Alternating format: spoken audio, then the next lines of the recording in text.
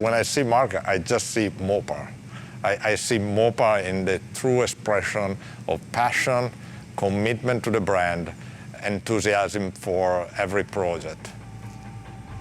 Oh, I'm sorry, Phil, I didn't mean to. Or you go on with what you're saying there about. This time on Graveyard Cars. This is what makes an E-body steering column kind of unique, is this little adapter piece on here. Dave makes a final push to get Buck's 383 Challenger RT finished before tackling the newly revealed 392 Hemi Cuda full-time.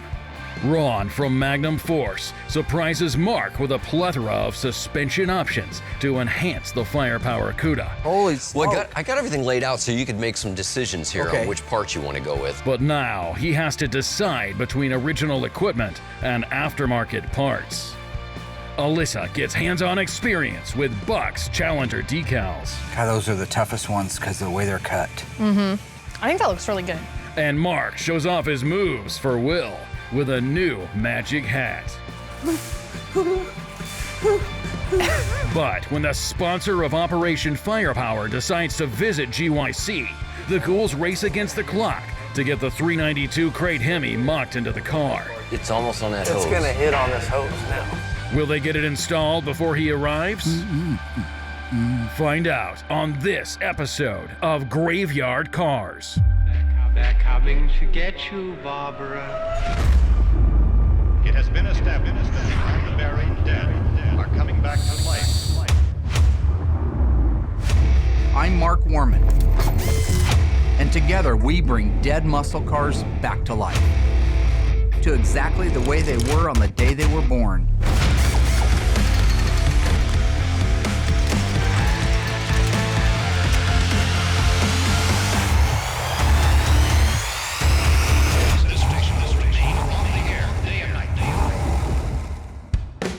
In case you got stuck filing TPS reports, here's what you missed.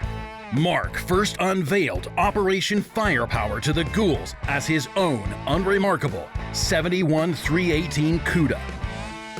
When a mystery client requested Mark for a super secretive project, the ghouls were shocked to learn that not only did they need to drop everything they're working on to restore this car, but that it needed to be showroom ready in only 4 months, making it one of the fastest builds in Graveyard Cars history.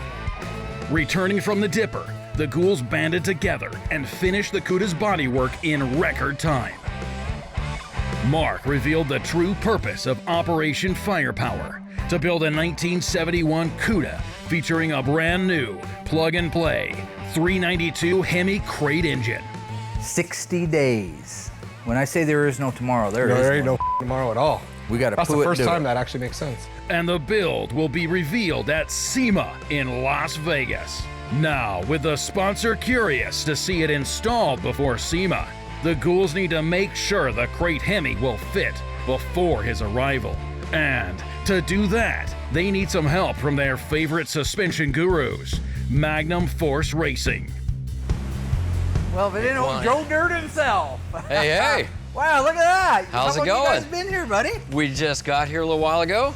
Ron showed up today from Magnum Force. He brought one of his techs with him, Jeff, and they brought all the pieces that they knew they needed to be able to do this amazing conversion that we're getting ready to do. Yeah, we've got multiple suspensions for you to pick from, and disc brakes and oiling system components. We've got everything, headers, whatever you need. So you saved the day. I'm Ron Jenkins from Magnum Force Racing, and came here today to bring quite a selection of different components for Mark to pick from for this build that they're doing. Yay. Because the time it would have took, if we would have been able to figure it out, we're OE, right? We're OE. Right. The first thing I thought of was you. Awesome. When I got that call, I could hear the panic in his voice. I could hear, and that's understandable. It is really understandable, actually, because we've only recently been going through some of these builds ourselves and understanding some of the idiosyncrasies that you run into along the way. Oh, this is fantastic. We're colliding 1971 and 2016 together, so yeah. The past harmonizes, as Stephen King would say, all right? And in this particular case, I hope it harmonizes on our behalf. I'm gonna tell you the truth, I don't even know where to begin. You know where to start? I got the engine from well, far there. That's a great place to start. We got an engine. We've as you know, there's a transmission on the way. Yeah. Which is going to play really, really good with this whole thing. So we put the shifter in the stock position, which will be really good. What makes this new technology so good? It's reliability, it's performance, all that. So we've got a number of options for them suspension-wise to get some modern suspension technology underneath the car that's going to make the car handle and drive a lot nicer. This is the only way you learn is trial and error. I have the errors handled. I don't have the time for the trial at all. We all have the errors under our belts. So this is fantastic. So all this somehow's got to get in that car and run. Yeah, and it will. It will. By the time we're done, No kidding. It's going to run nice. Yeah. I'm not too proud to say that I'm concerned and was a lot more concerned before my conversation with him, in as much as I gave my word to Chrysler, to Mopar. I mean, that's it, right? That's the holy grail. I mean, that's the 50-foot, shark. That's the big one. That's the big enchilada. So, I could use a lot of metaphors to describe it, but it's big. It's huge. It's huge, Jerry, huge. Remember Seinfeld? At Banya? Oh, he said gold. It's gold, Jerry, gold. While Magnum Force lays out their new gear, Dave gets to work on the steering column for the Firepower Cuda.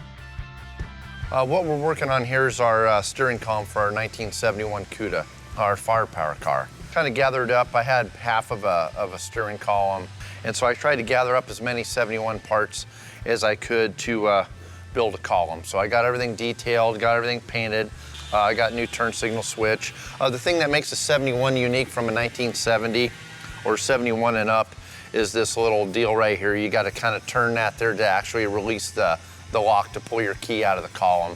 The other ones, you just turn it, all the way back and pull the key out. But in 71, they went to this locking steering wheel. What's unique actually about this steering column in particular is on the end of the shaft, you normally would have a style of a coupler, which I got like right here. So this is the normal coupler you would have, which would be in conjunction with this piece right here, and there's a boot and then your steering shaft. So this would be on the end of your steering shaft that would hook to your standard OE, steering box. But in this case, you could see we got this really cool U-joint. The difference is we got a rack and pinion system on this. We got a Magnum Force suspension. We're going to use an actual OE original steering column, but on the end of the steering column, I incorporated this U-joint, which will go to the rack and pinion steering. And then from there, I got to actually run this style of shaft, which is a double D shaft. And the double D means it's a D shaped on both sides. So this will actually fit into this end, and then this will actually hook into our rack and pinion steering. So this will obviously be cut down to whatever length I need. We start with the shaft. I'll run the shaft through and get all the pieces on here first, and I'll start building out the front pieces. This is your very end. This is what makes an E-body steering column kind of unique, is this little adapter piece on here. This piece will go on the end of it, then the steering wheel actually just bolts onto that. Now that Ron's had time to organize his buffet of parts, it's time for Mark to choose how the new crate Hemi will be mounted in the 71 Cuda. Hey. What'd you do? There was a Cuda explosion, and that's what we get. Remember that from Tommy Boy after he ripped the door off? What'd you do? Last time I was out here, this was all up there. Holy smoke. Well, I got everything laid out so you could make some decisions here on which parts you want to go with and stuff. I have a tendency to gravitate towards which direction I think you're going to go, but we can talk about some of the idiosyncrasies of the individual components and stuff. I'm actually blown away that Ron had the fortitude to bring so much stuff with him and give me the options. I would just be grateful if he was here to help Big Brother it, but I mean, he brought everything. I brought you options. I know what kind of cars you like to build and that sort of thing, and we can go any direction you want to. That's one of the cool things about the modular suspension, is that it's designed to utilize our dropped spindles, which use Mopar brakes, which means your stock Mopar 73 and up brakes, like the Cuda. Yeah. Exactly. Let's say I'm going to 15-inch wheels. Well, you don't have room to put 14-inch six-piston stuff on there, so you have to do what you have to do. Sure. In that case, you've got the spindles to take the stock brakes. To take the 73 and up rotor with the bigger bearing. Exactly. And that'll accommodate my 15.7 rally wheel. So my goal on this, of course, is that outside to look really stock as we can make it look, even though we got all this craziness under the hood. Knowing that they've already been down every one of these roads in the last, just ironically, couple of months, really makes me feel comfortable that we're not going to have any trouble, too much trouble, getting this car done by the deadline. So the next task I reckon I got to do is go through here and pick. Yeah, Is that right? you do. Yeah, you got some choices to make. It may take us a while to figure out what the combination is, but I'm fairly confident that because Ron brought so much stuff up with him and we had a few things before, we're gonna find the combination that puts this engine and transmission in this 71 Cuda. I could use any of this, all of it or none of it. Right. What is the, I see the tubular version and then I see the one that we put in the little 70 Cuda, is that right? Right, yeah, And that's exactly. called what? That's called the transformer. It's our modular suspension. It's the one that allows guys to be able to build this incrementally if they want to. But its advantages over the other one, strong as Oh, it looks strong. Strong, strong, strong. Okay. It's solid, what, 1/4 inch steel? Extremely beefy. It's a combination of 3/16, 1/8 inch. Those lower control arms are built much like you'd see in an off-road truck or something. You're not going to hurt those things.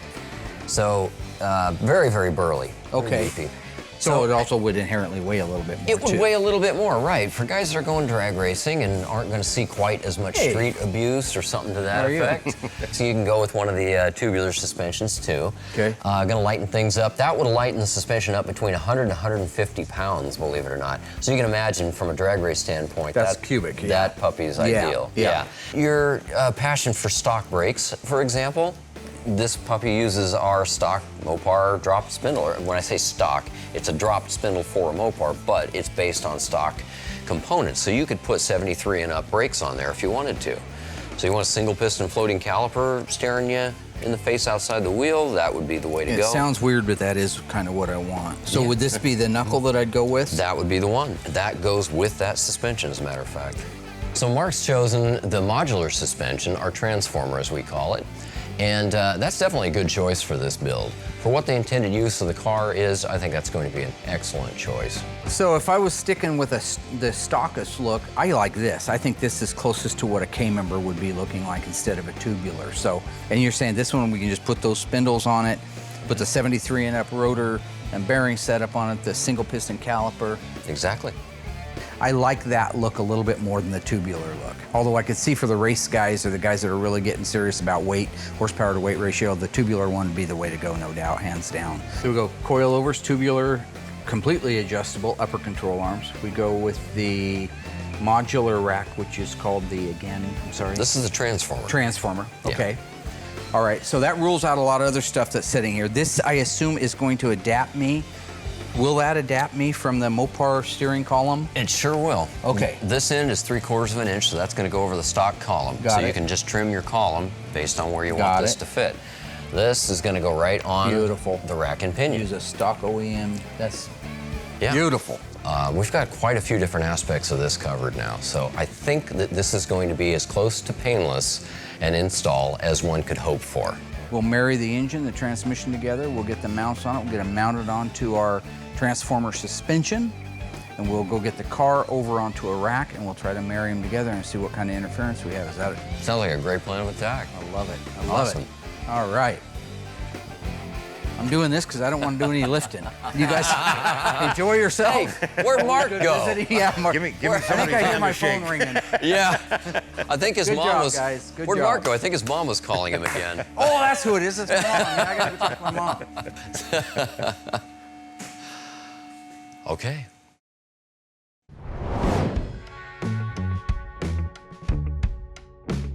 Well, we got a pretty good part of our steering column put together here, but I'll kind of show you a little bit of how it works here.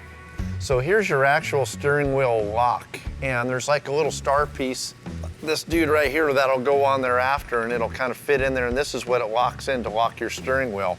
So whenever your key goes on, you can watch that thing pop up, and it pops up out of the way, so this will turn free, or else your steering wheel won't turn whenever you're driving. So that's like your ignition on position, so everything's out of the way. Now, whenever you turn your key off to shut it off, you can see this doesn't come down. So it kind of is in a lock position. You got to depress this button down. Once that goes down, then that'll turn all the way, and you can take your key out. Everything seems to be working good, and I kind of cycle everything, make sure everything's working. I got everything greased in there. I'll shoot a little bit of lithium grease in here and stuff to keep that kind of lubricated and keep it working properly, and then I'll just keep building my piece out. So the next piece will go in, will hold my bearing and everything, in which will center the shaft, and then I'll be able to get this piece on there to lock the the column and build out the front part of it. So we're almost done.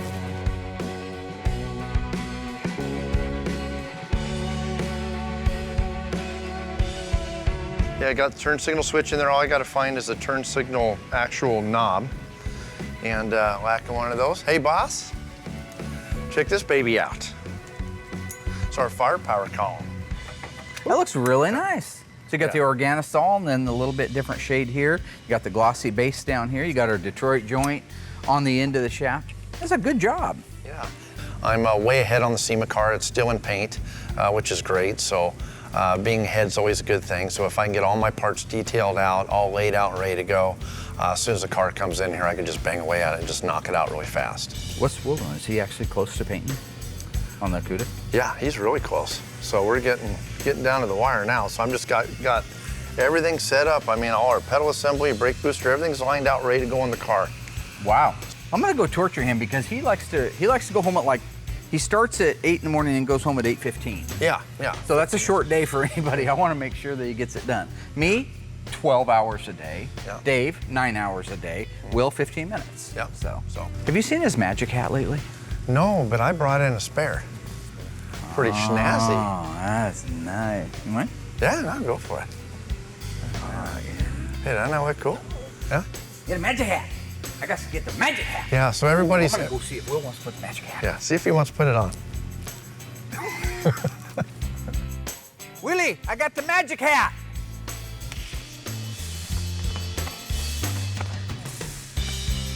That's with this hat. No, dumb. I see your hat. Can we not put it in the... Oh, you dumb. You got just sealer on my. fucking said. Well, what, you painted 8 seconds ago? Yes! You half-wit? I just said don't throw. Now it ain't his magic. Why would you do that? Okay, so getting ready to put the door in the booth, get some paint work done. Mark's probably heading back up front. Can you use that? You don't think so? So stupid.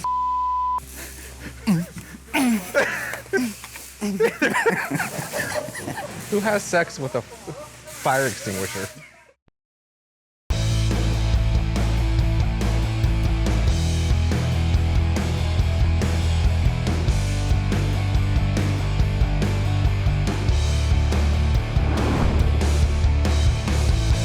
You know, everything's coming along really good. You know, all our classic auto air stuff, I was finally able to actually install it in the car. So I got our beautiful heater box in there. Dash has been installed, rear seat, all the carpeting. You know, so it's really coming along very quickly now. All I got to do is, you know, kind of a few parts trickling in here and there, and just a few more pieces to put in the interior, and then a few more things to do in the engine compartment. We'll be ready to start this car up and head down the road. With headway made on Buck's Challenger, Dave steps into the engine room to help get the 392 ready for installation. So I just got back out into the shop. The guys have been working on the engine all morning long. Just a quick update. They've had to take the flywheel off to put the second part of the scatter shield on. This is the big steel plate that protects the back of the block should something come unglued. The rest of it is the actual bell housing as part of the scatter shield as well. Now you see that they've got the oil pan off. This is kind of a cool thing. Because we're using the Magnum Force transformer suspension, we got to use a rear sump type pan, which Dirte brought with him. It's a gold Milodon, but to put it on, this was designed to go in a Challenger, which is a front sump. What that means is, this is the pickup tube that came with the engine if you were putting it in a Challenger, and it locates it geometrically at the front of the engine. This one changes it. If you were to bolt it in the same location, it moves it to the back of the engine, the gold one. That means it takes a different oil pan. This is all Jeff's idea. Jeff had us fumbling around for a while here, trying to find our way to figure out, well, let's weld a tab onto the windage tray. So we were getting ready to just reinvent the wheel. An old Cool Breeze, the old bull up on the top. Remember, there's the two bull. There's the young bull that wants to come down and nail all the chicks, and then there's the old bull sitting up on the top that says, "Nah, let's just go down there and take our time and do one at a time." I don't know what the metaphor is. Anyway, he knew what the answer was. He just wanted to make us figure it out on our own.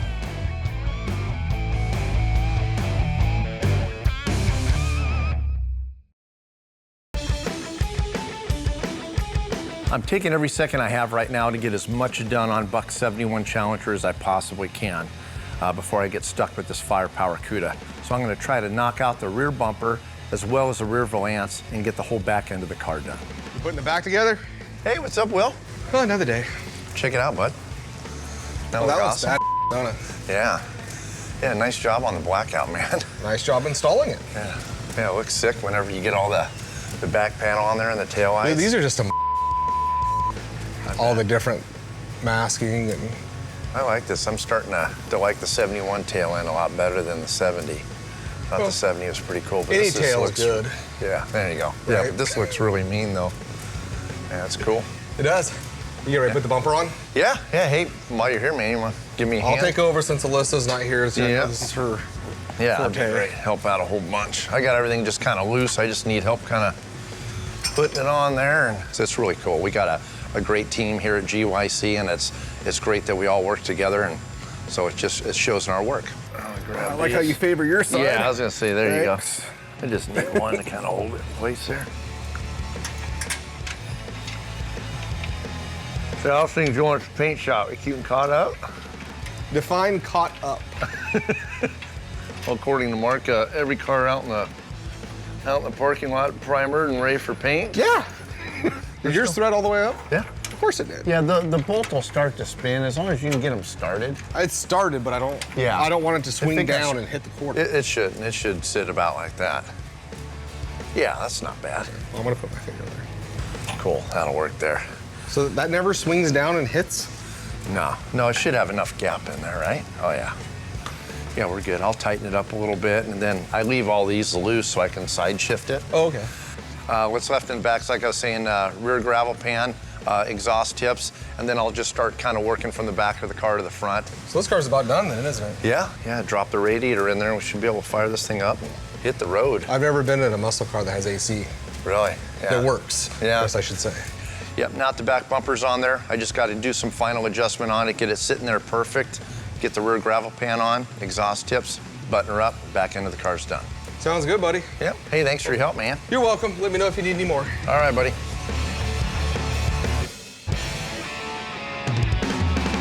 I just finished putting in all the tail lights, the rear tail panel on the car, putting on the back bumper, the rear valance, the unique, chrome tips that the Challengers had on them, back in 1970.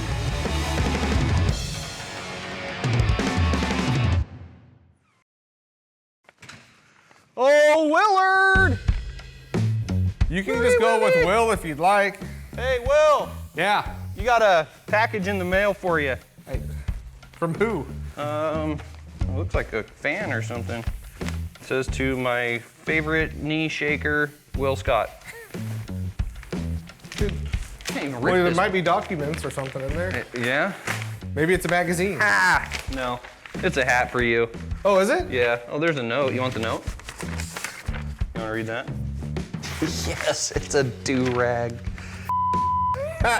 It's like a nurse's hat for the Sounds doctors. like a doctor. Yeah. Who likes the Knicks? What's up with? What up, homie? That's why. New York I don't Mafia in the house. That's why I don't put that hat on. Yeah? I'm giving you this in hopes you will wear it. He's gonna be disappointed. That's okay. I make it look It good. might even bring them luck. You're an awesome painter and would love to have you paint my ride. I have an 82 Cutlass. Yeah, Gutless Supreme. It would look super sweet, plum crazy, right? Anyway, continue doing what you do and don't let Mark bring you down. He's whack. Thanks, Clyde. Right on. Well, Clyde, I don't paint 1982 Cutlasses. I've had a couple Cutlasses. I That love doesn't them. surprise They're me. great. Well, I'm sure you do. Yeah. And I don't like the Knicks. So thank you for the nice letter and the nice hat, but if we're going sports and basketball, we gotta stick with Miami. So. Are you gonna wear this at all for your fan since, you know, he No, I sent it told him in? thank you. No, I said I know thank you you. said thank you, but I mean, you could at least go that little bit further for the, you know. You've been told that a the few viewers. times, haven't you? A little bit further, but don't bump. I asked America to send me hats. Obviously, with what I'm wearing, that's not quite what I received, but this is what I received so far. You got a lot of hair. Oh, look. There's a lot of hair. You got gloves, scalpel. So, thanks, Clyde. Appreciate it. I hope it wasn't used, or I just thought about that. Yeah. Hey, you Put know what that you on. could do is sign it and send it back to Clyde. There you go. So I will personally sign this, and I'll get it right back in the mail to New York City. So, thank you. I'm gonna do Bondo in this thing. Heck yeah. You like the Knicks?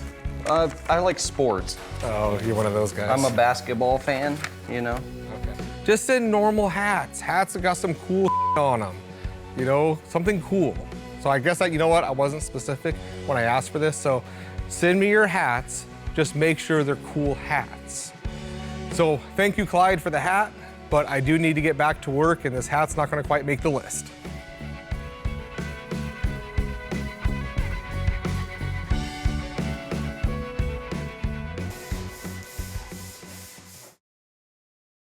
Dave is doing a phenomenal job on the Challenger, coming along nicely. Excited to see that one go back to the owner. I've got a few minutes downtime over in the machine shop, so I'm gonna round up Alyssa, have her give me a hand doing it so she knows how they go on right versus how you can easily do it wrong. But I think it'll help Dave out at the same time. Alyssa and I are just doing the final graphics on our 71 Challenger RT.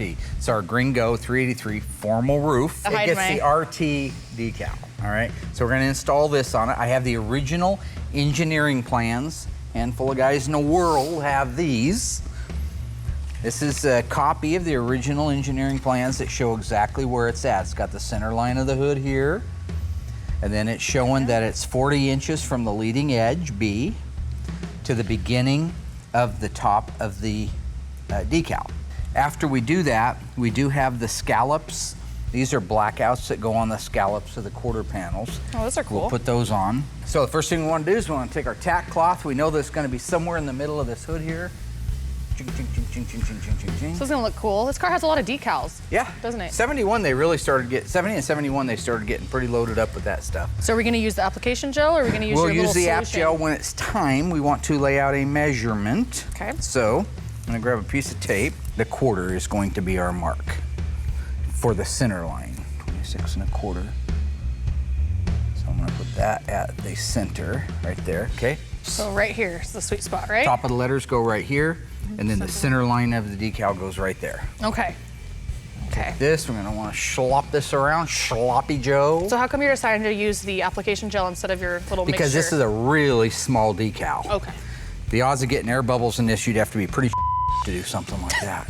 Well, Pretty indeed. Then we gotta eyeball the center line. Then we're going to take a tape measure, and we're gonna measure from this edge to the beginning of the writing here, which is exactly 20.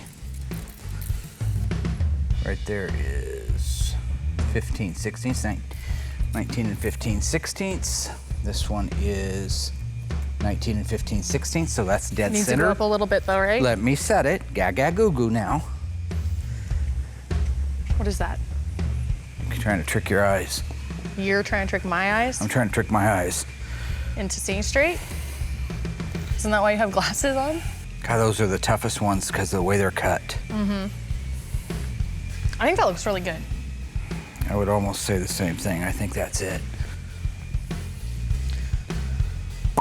I like it.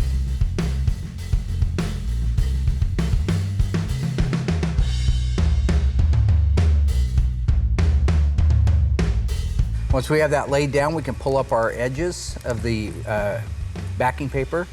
And you still want to move kind of slow, but that's what's nice about that gel that they provide is for these smaller decals especially, it's awesome. Yeah. Because look at that. If that was my own solution, I would have had to wait a couple hours to be able to pull it off of there. Yeah. Looks good. Yep, I like it. Yeah, this is a cool car. All right, so now we got to put on our scallops. It was a 1 year only, it was 1971, all right? It was the first and the last year for the scallops. Not positive, but I believe it's J46. I'll do the back one here first, so I need my application gel. And I'll need my squeegee. All right. Oh, it scares me.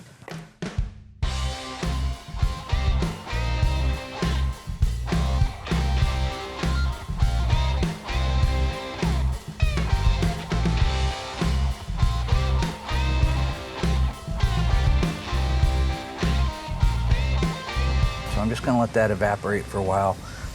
Right now it looks like they're right on the ridge where they belong.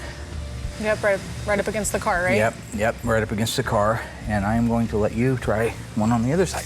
Okay. So. Got the back one, because the front one gave you a little bit of problems, so. Yeah, do the back one. Wipe it down with a tack cloth, make sure there's nothing in there, that's good. Don't press too hard. Okay. Because the honey on this will go off on that. This has honey on it. Oh, okay. So you don't want to press too hard, okay? And now you don't want to get these wet, remember? Yes. It destroys them. Do we have any extras of So these I ones? put these away somewhere safe while you're playing with that stuff. Is this the one for the back? Yep. Where's the other one at? It's on the table. Okay. Do you probably need more than that? Load that mother bear up. Okay. You don't have another set of these if I mess up, do you? No, I don't. Oh, God. Nobody, just for the record, Uh-huh. has ever messed a pair of these up. Not even once. You've never. Never. They're the easiest ones in the world to do. Okay.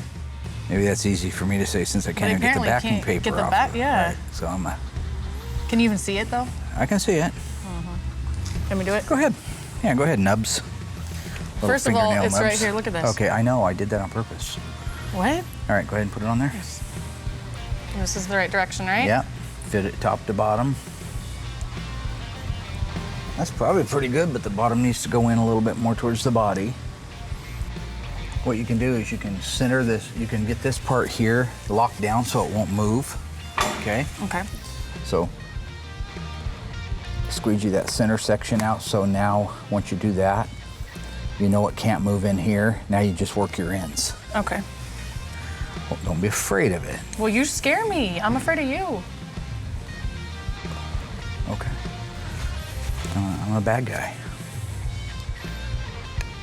Okay, so I think the top looks good. So. See how it's trying to pull it away down there? You want to push it in while you squeegee.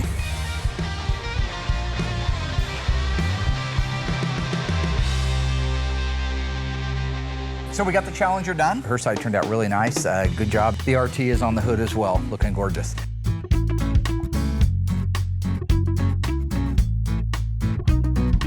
They're getting ready to put the transmission on. So that means all the other things, the oil pan, the scatter shield, which is the bell housing, all that stuff is in place. And that's what you see now is they've got the transformer, which is the one we chose to go with versus the tubular one, is down there into position.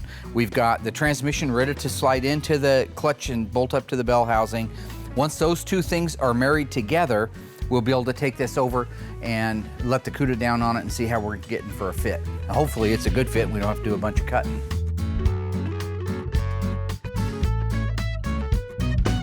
That was a There's little rubber too band easy. down here, I know. All right, that's way too easy. Everybody stop. Do it again. It went way Let's too rethink easy. this, yeah. Yeah. Hey, guys. I know, that's cool. Hey, Alyssa, how you doing? Good. My name is Alyssa. Jeff, Nice to meet you. good to meet you. That's Ron. Hi, Ron. Hi, nice to meet you. Nice to meet you, too. It's been a good morning. It's been a very good morning, yeah. Yeah, a couple of little struggles along the way. We were lacking a few tools, but it's all part of the learning process, and this is definitely going to help us to help other people to be able to do this process sooner because we'll be able to tell them in advance exactly what they can anticipate. Yeah. This is what you got to do. You guys are kind of pioneering the way, huh? A little bit, yeah. Looks good. We got the transmission bolted on there right now, so looks like they're trying to unite the transformer down there, the cross member, with the engine. And get that done, we'll be able to move it over to the other side and see how it fits in the car. Yeah, we're gonna make it fit. It's, being that those lower control arms are a lot wider, it kind of obstructs the back position here. If you see on the K-member, these are your two bolt holes on the K-member.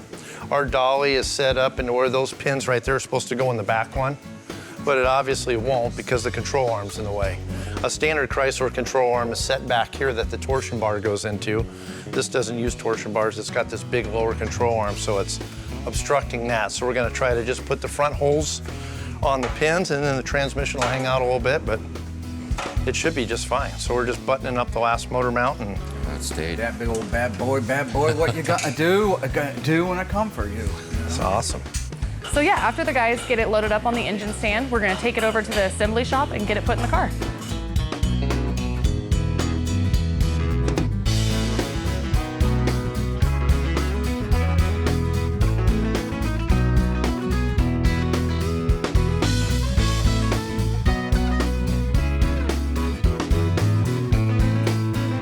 All right, let's insert this bad. Ready? All right. Well, it's not too bad. Back end will need to be kicked over a little bit, I think. Yeah, easier said than done. Nice and gentile. More? Right there, I'm thinking. Okay. Go ahead and go down, Mike. Yep. Yeah, because we're gonna hit that wiring harness there. Whip it, and whip it good. It's nice not having a fan or nothing. Well, this one certainly leaves us a lot more room than the other Hemi we put in. Yeah, a ton more. Lord, that thing was a tight fit. Yeah, it looks pretty good on the firewall. Not looking bad? Okay. Right now we're centered up on the center bar. From the standpoint of clearing the engine compartment, beautiful, phenomenal. Yeah. This header looks like it might hit the frame rail. How do you No, look we got at it? about an inch on it. Okay. Yeah, Well, we're still looking pretty good. I think you're looking good on the K members. Because So. once it gets up past that, too, we can move this Hey, around more. Hey, Jeff. That's pretty Jeff. close now. Yeah. You know what still didn't get cut out? Huh? These reinforcing brackets right here didn't get taken out. So Which we're ones? about These to- here? Yeah, these. We can do that after, but that has to Oh, we go. always have to take those out just for the K member, huh? Yeah, it's gonna sit against that. Do we just want to leave it where everything right where it's at? Yeah. Go straight up? Yeah. Okay.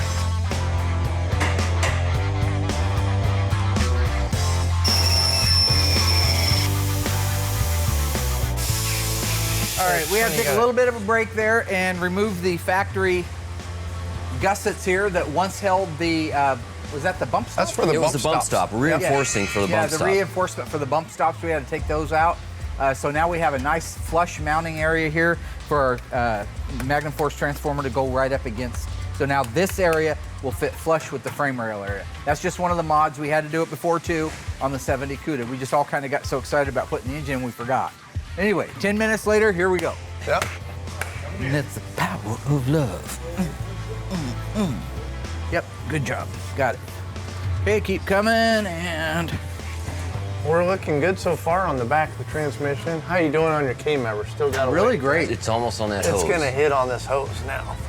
That's right there. That's it. As far as you can go for the moment. Okay, hang on there, A couple doodly-doo. of bolts started in those two rear I got them holes. up on that back window right to your right, Mike.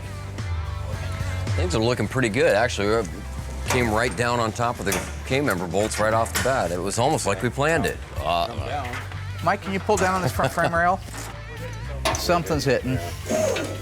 Yeah, the bell housing of the tranny's hitting the pinch weld around the Or base, jack up around right the there. transmission, the bell housing tunnel. So we got the K-member bolts, or the transformer bolts in this case, up into place. Royal showed up, of course he did, now that all the hard work's done. He's underneath there right now. They're putting the transmission crossmember bolts in it, so everything's kind of supported on its own. Then we can raise it up, look at our clearances, see what kind of provisions we may have to make, and maybe at that point do the final cut and fit, weld in our tunnel. With the engine successfully installed, Mark anticipates the arrival of the man responsible for this project, the president of a very special company.